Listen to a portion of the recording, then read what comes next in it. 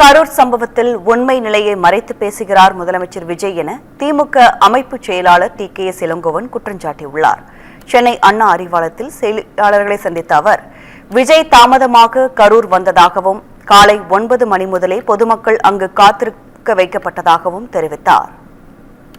இதைவிட ஒரு மோசமான பொய்யை ஒரு முதலமைச்சர் சொல்ல முடியாது. காரணம், அந்த மயக்கம் அடைந்து அவர்கள் விழுந்ததற்கு காரணம் காவல்துறை அல்ல. ஒரு மனிதரை ஒரு கூட்ட நெரிசலில் 10 மணி நேரம் அந்த உச்சி வெயிலில் குடிக்க தண்ணீர் இல்லாமல், உணவு இல்லாமல் நிற்க வைத்தால் ஆங்காங்கே தனித்தனியாக 100 இடங்களிலே 100 பேர் மயக்கம் போட்டு விழுந்தார்களே தவிர ஒரே இடத்தில் 100 பேர் மயக்கம் போட்டு விழவில்லை.